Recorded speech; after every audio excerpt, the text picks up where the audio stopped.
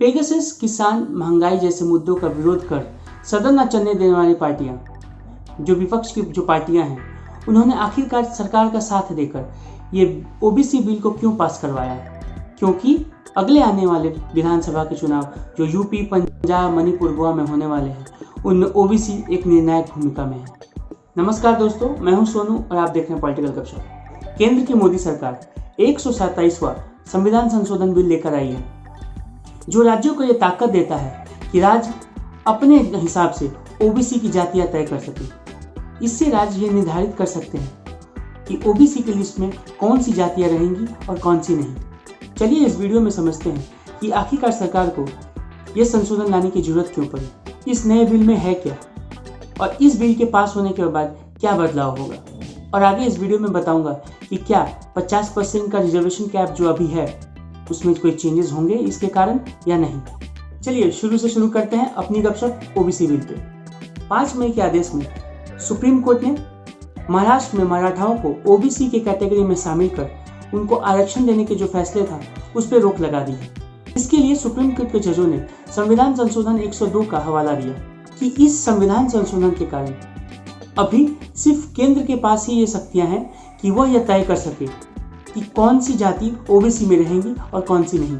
Supreme court की इस judgement के कारण ही केंद्र की मोदी सरकार यह बिल लेकर आई है। चलिए जानते हैं कि आखिरकार इस ओबीसी बिल में है क्या।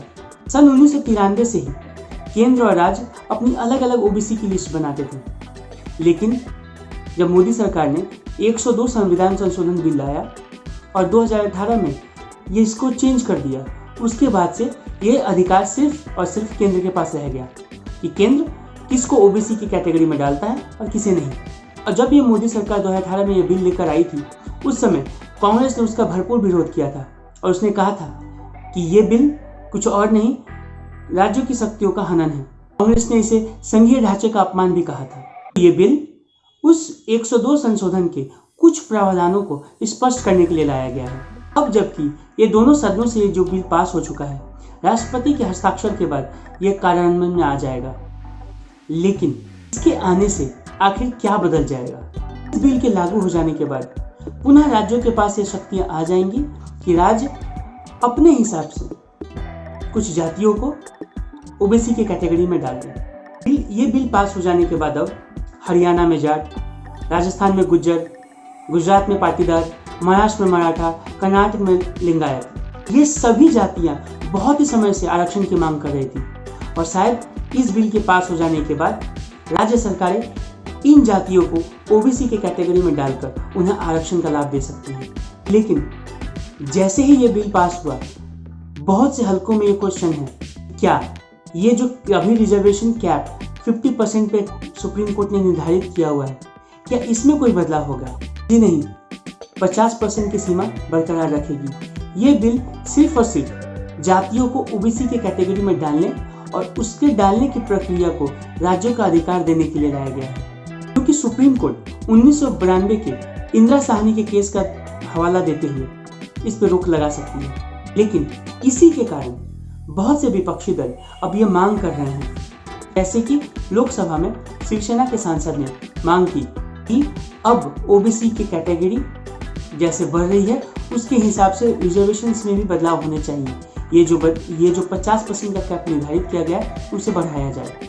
अगर आपको इंदिरा साहनी के केस के बारे में जानना है कि आखिरकार ये इंदिरा साहनी का केस था क्या, जिसके कारण पिछले 30 वर्षों से रिजर्वेशन का कैप 50% पर टिका हुआ है, अगर आपको इसके बारे में जानना हो तो कमेंट कीजिए, मैं इस पर वीडियो जरूर बनाऊंगा। लोकसभा के कई सांसदों ने ये आवाज़ उठाई और ये मांग की कि अब 50% कैप को बढ़ाया जाए और सरकार इसके लिए कोई बिल लेकर आए, कोई प्रावधान लेकर आए।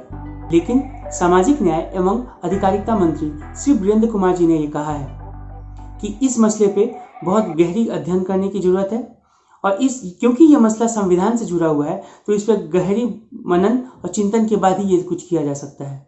आपको क्या लगता है, क्या 50% रिजर्वेशन के कैप को बढ़ाना चाहिए या नहीं? कमेंट जरूर करें। ये बिल पास करवाकर केंद्र की मोदी सरकार ओबीसी समुदाय को ये संदेश देना चाहती है कि बीजेपी की सरकार उनके साथ है और साथ में ये जरूर चाहेगी कि ओबीसी का बड़ा वर्ग यूपी के आने वाले विधानसभा चुनाव में बीजेपी का साथ दे, क्योंकि यूपी में ओबीसी एक बड़ा समुदाय है जो जीत और हार का निर्णय कर सकता है। और बीजेपी चाहेगी कि ओबीसी वर्ग बीजेपी के साथ जरूर रहे ताकि यूपी में बीजेपी दोबारा सत्ता में आ सके। अब ये देखने वाली बात होगी कि इससे किन किन राज्यों में किन किन समुदायों को, किन किन जातियों को ओबीसी में आरक्षण दिया जाता है।